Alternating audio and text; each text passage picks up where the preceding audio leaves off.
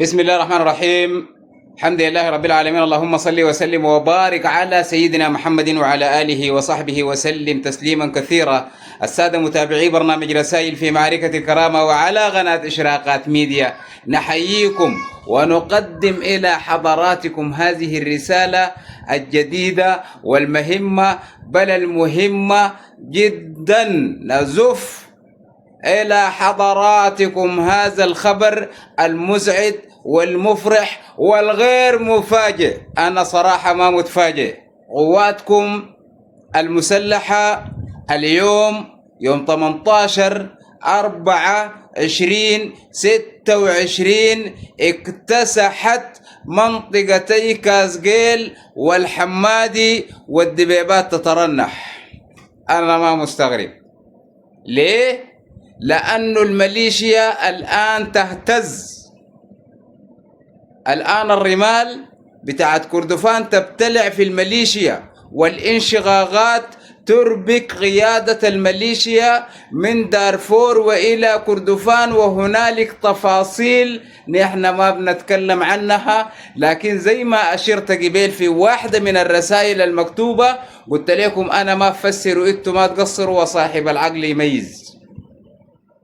أنا في حاجات ما بتكلم فيها بالتفاصيل، ما لأنه أنا ما عارفة، لكن لأنه الآن ما يفترض إنه نتكلم فيها، لأنها في الوقت الراهن ما بتخدم الكلام فيها، ما بيخدم مسألة الميدان. فبالتالي أنا بخليها، لكن فقط الدائرة أكدوا إنه القوات المسلحة الآن، القوات المسلحة ترفع التمام للقائد العام للقوات المسلحة من كازقيل ومن الحمادي، وتبشر الشعب السوداني بإنه الدخول للدلنج. يا جماعة الدلنج ما حصاره مفكوك، لكن بوين؟ بطريق هبيلة. لا، الرجال قالوا دايرينه بالزلط، الصياد قال دايره بالزلط.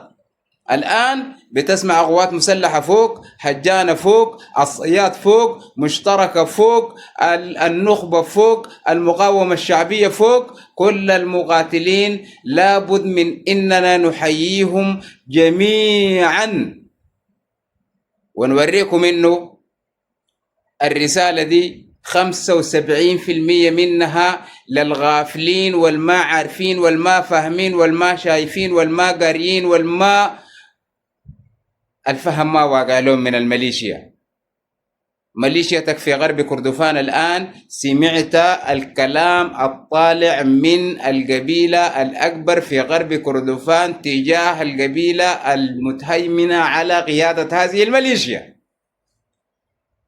وسمعت مجموعة أخرى في غرب كردفان وعرفت التغيرات اللي حصلت وآراء الناس فيها، وشفت براك الحصل بعد انسلاخ النور القبة وانضمامه للقوات المسلحة وخطاب السافنة، وعرفت اللي حيحصل بعد تغيير الناطق الرسمي باسم الميليشيا بآخر وتداعيات هذه الترتيبات.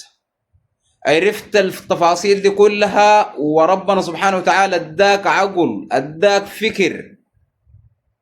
بعد ده الجيش جاء قريب، والمشتركة جاتك قريبة، وكل القوى التي تقاتل مع القوات المسلحة على مغربة منك، فما عليك إلا تجي تسلم وتخلص رقبتك نفسك بنفسك. ما في زول بيشفع عليك بعدين. مسألة بتاعت وطن، ومسألة بتاعت محاسبة فردية. انت أول ما جيت انت خلاص بقيت في البر الآمن. القوات المسلحة الآن تتقدم على الأرض، وتتقدم في الجو، وتتقدم بالمعلومات، وتتقدم بالاستخبارات، وتتقدم بالمدفعية، وتتقدم بالطائرات، وتتقدم بالمسيرات، وتتقدم بالهليكوبتر، وتتقدم بالمدرعات، وتتقدم بالهتافات، وتتقدم كذلك القوات المسلحة بالثبات بالرجال الحمراء. قلعوها بدري. في ناحية تانية أنا ما داير أتكلم لك عنها، في موضوع تاني أنا ما داير أفتحه لك. فقط اللي بقوله لك أنت الآن موجود مع هذه الميليشيا، جيعان في رقبتك دي الأكل، اللقمة ما لام فيها. انتوا قبل فترة صراحة ومع الحرب كنتوا بتقولوا لنا نحن ناس القوات المسلحة بناكل الباشنقو، انتوا هسي ما لامين فيه ذاته الباشنقو ما لاقينه. نحن موضوعنا ما اكل، موضوعنا وطن. عرفتوا فرقنا معاكم؟ عرفتوا شنو؟ نحن قوات مسلحة يعني ضبط وربط. تكلم عن الجيش، ولما نقول نحن الجيش معناه نحن المواطنين ديل داعمين الجيش، بنمثل الجيش والجيش بيمثلنا وبيعنينا وبيلقانا معاه في الخنادق بتاعته، وبنسوق عيالنا عديل من يدينهم طز بنوديهم نجندهم في القوات المسلحه لانه عارفين دور القوات المسلحه شنو. وبنقدم النصيحه لابنائنا الغشيتوهم وخضعتوهم وقاعدين معاكم على اساس انهم يجوا راجعين للقوات المسلحه، وبنأكد لهم وبنوريهم. وده الكلام اللي قلنا الان الليله الناس اللي ترددوا، الناس اللي قبضوهم والناس اللي اسروهم والناس اللي هلكوا في الحمادي وفي كازقيل، ديل جزء منهم الواحد بيقدم رجله باخر رجل. انا داير اسلم لكن اسلم وين؟ انا داير امشي لكن امرق بوين؟ انا داير اسوي لكن هنا. وحذرناه وما سمعوا الكلام والفاس وقع في الراس. الان انت لحد هسه ما جاتك حاجه وما طعنتك شوكايه وما جروا بيك الكتر وما خرطوا لك الشوك في يدك زي ما قال السافنا شيخ موسى خرط لك وقال لنا الشوك في يدكم، الشوك ما خرط لك في يدك تبقى مارق. الان تبقى مخارج نفسك وتسلم رقبتك لاقرب وحده بتاعت قوات مسلحه، والجيش قرب لك وجاك قريب، والناس اللي قاعدين في الدبيبات ابقوا مارقين. صدقوني انا عارف حاجه انتوا ما عارفينها وسمعان بخبر انتوا ما سمعانين بيه. جنوب النيل الازرق في واحد مانع من الناس هناك اللي انتوا بتحاسبوهم مانعين وليه شنا ورنا، امزل ليه داير الشيله بنبرش خبروا بيجيكم. والقوات المسلحه تتحرك من كل الاتجاهات والارتدادات. انا ما داير اذكر القبائل الداخل هذه الميليشيا الان، وهي الان على وشك انها تستسلم، لكن فقط بيقول الحاجه دي موجوده والحاله دي الناس جادين فيها. ليه؟ لانه في ناس لحد هسه الواحد بقول لك اثنين بس وهو ما عارف الحاصل شنو، لحد ما يتفاجأ بانه النور القبه وصل هو ما عارف، ما جايب خبر، مغيب انه ما جايب اي خبر. بعد شويه بيسمع بفضل الرحيم دقله سلم للقوات المسلحه وهو بيكون في حيره لسه ما عارف الحاصل شنو.